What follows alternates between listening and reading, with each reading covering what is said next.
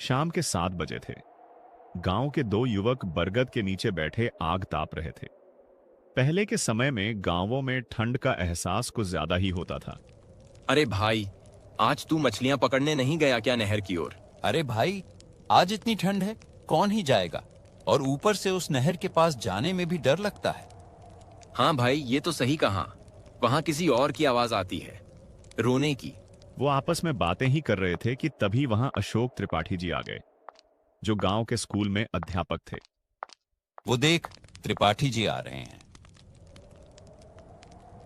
मैं तुम्हें ही ढूंढ रहा था। अरे बैठिए त्रिपाठी जी।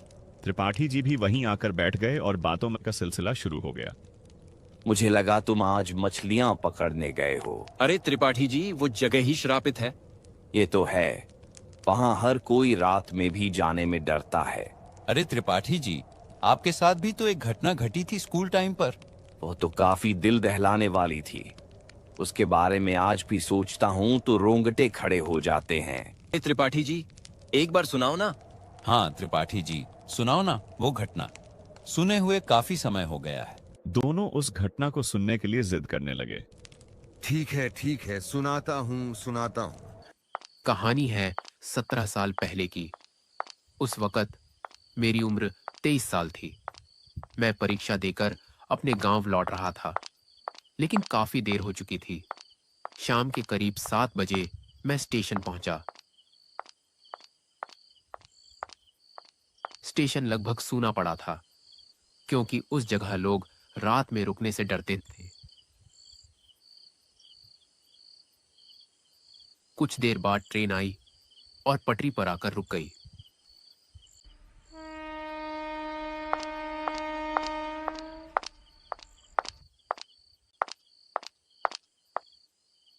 मैं अपने कोच में जाकर बैठ गया और ट्रेन के खुलने का इंतजार करने लगा। और बाहर का मौसम काफ़ी ज़्यादा ख़राब हो रहा था। ऐसा लग रहा था जैसे कुछ अनहोनी होने वाली हो। तभी मेरी माँ का फोन आया। जी माँ। बेटा, कहाँ हो? अभी तक घर क्यों नहीं पहुँचे? माँ, मैं अभी ट्रेन में बैठा हूँ। इतनी देर क्यों हो रही है आने में? दरअसल आज आखिरी पेपर था, इसलिए दोस्तों के साथ पार्टी कर रहा था। बेटा, आते आते तो रात हो जाएगी, वहीं रुक जाना, सुबह निकल आना। अरे माँ, आप फिक्र मत करो, मैं जल्दी आ जाऊँगा, आप आराम करो। ठीक है बेटा, जल्दी आ जाना, मैं तुम्हारा इंतजार कर रही हूँ। अरे माँ, आप इंतज़ार मत करो, आप खाना खाकर सो जाओ, मुझे लेट हो जाएगा। पहले घर आओ, फिर आकर बात करेंगे। माँ चाहती थी कि मैं रास्ते में ही रुक जाऊं, लेकिन मैंने उन्हें भरोसा दिलाया कि मैं जल्दी घर पहुंच जाऊंगा। फोन कटते ही मन में अजीब सी बेचैनी होने लगी। मैं बुदबुदाया, इतनी देर हो चुकी है और ट्रेन अब तक क्यों नहीं चली? तब एक बुजुर्ग आदमी मेरे पास आया। अरे बेटा, कुछ पैसे दे दे। अरे चाचा, आपने इतने अच्छे कपड़े पहने हैं और आप भीख मांग रहे हो। बेटा, जहां जा रहे हो वहां मत जाओ, क्योंकि जो भी जाता है वो कभी वापस नहीं लौटता। एक पल के लिए मैं सन्न रह गया। समझ नहीं आया कि वो क्या कहना चाहता था।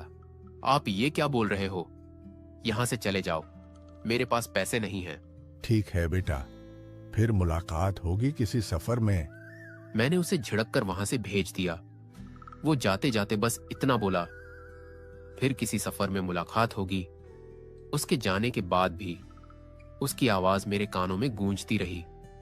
मैंने सोचा शायद वो पागल होगा।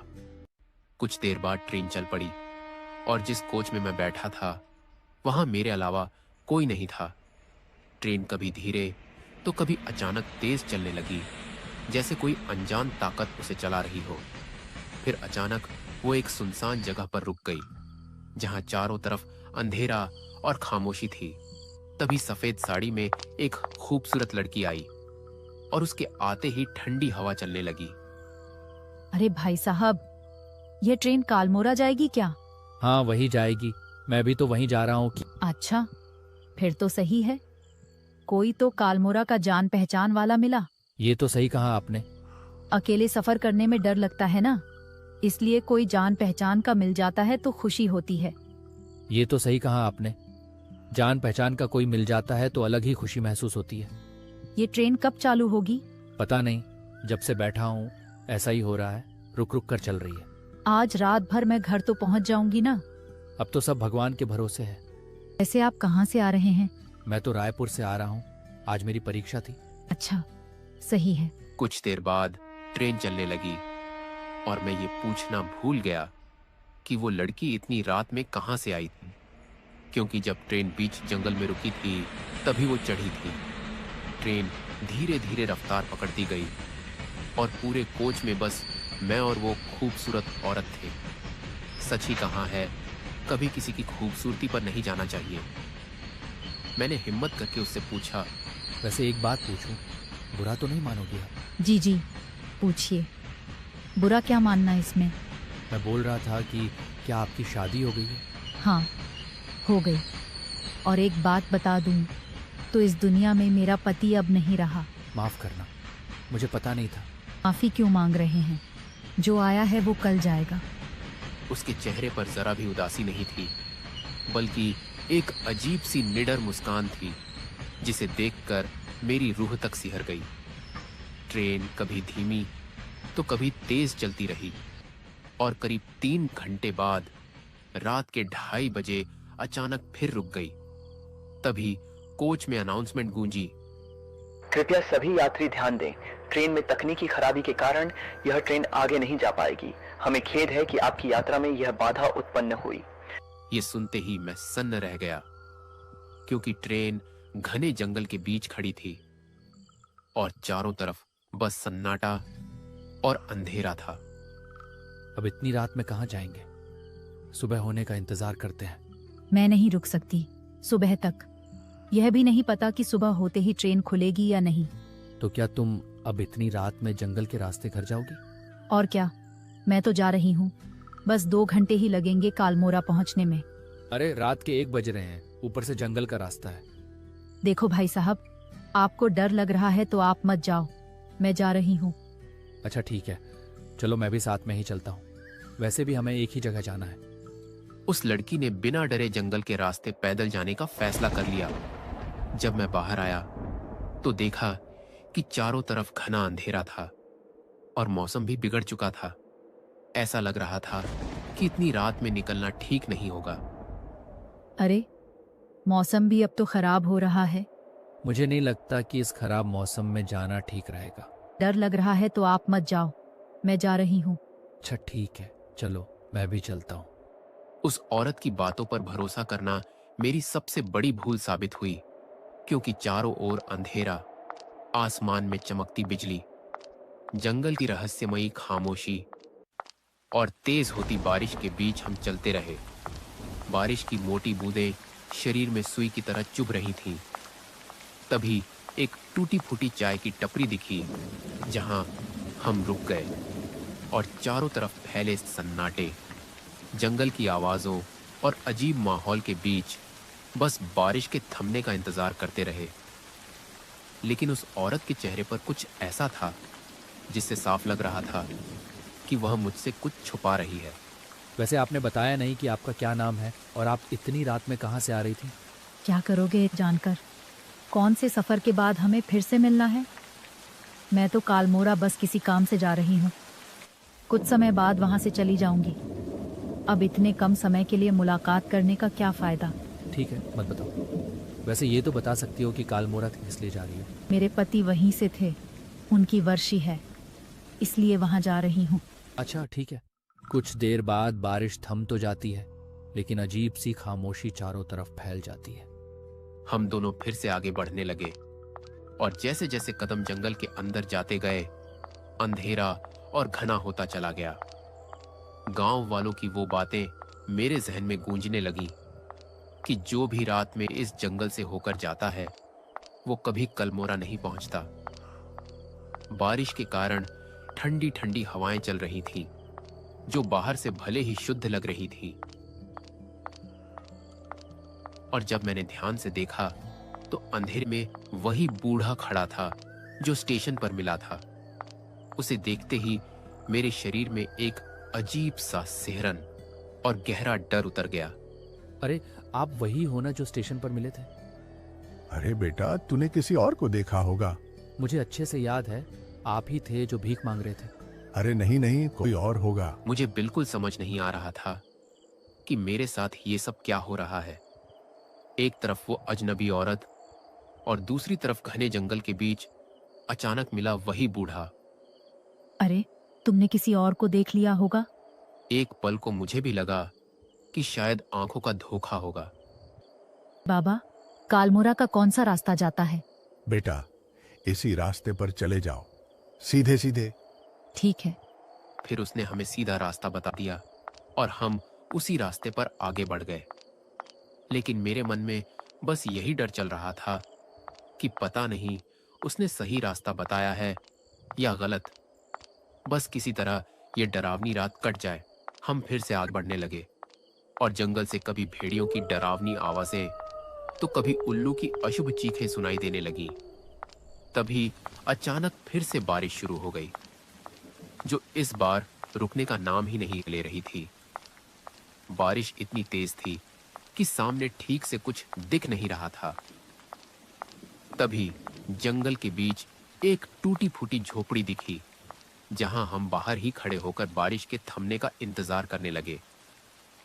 तभी अचानक जंगल की गहराइयों से किसी औरत के रोने और बच्चे की चीखों की आवाज आने लगी। और जैसे ही मैंने वो आवाजें सुनी, मेरा गला सूख गया और दिल जोर जोर से धड़कने लगा।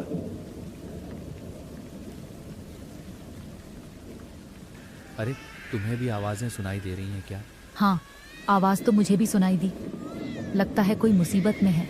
इतनी रात को इस जंगल में कौन औरत आई होगी? एक बार चलकर देखते हैं, क्या पता कोई मुसीबत में हो। मुझे समझ नहीं आ रहा था कि उस औरत के साथ जाना चाहिए या नहीं। जंगल में तेज बारिश हो रही थी, हर तरफ पानी की मोटी मोटी बूंदें गिर रही थीं।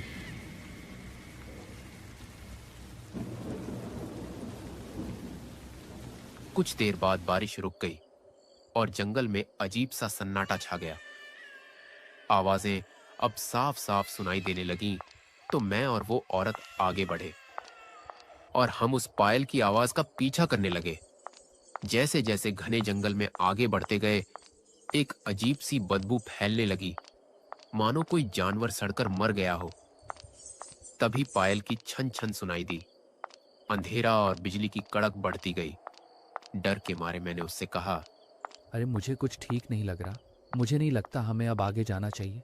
कुछ देर तक कोई जवाब नहीं मिला, लेकिन पलटकर देखा तो वो गायब थी।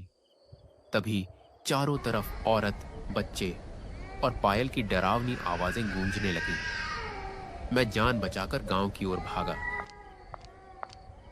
रास्ते में फिर वही बूढ़ा दिखा, लेकिन मैंने उसे अनदेखा किया। मैं उन डरावनी आवाजों और उस बुजुर्ग को अनदेखा करते हुए आगे बढ़ता गया। तब भी किसी की रोने की आवाज आई। पास जाकर देखा तो पेड़ के नीचे वही औरत थी।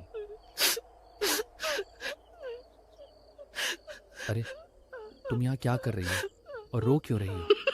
पूछते ही वह जोर जोर से हंसने लगी। ने असली भेस में आ गई।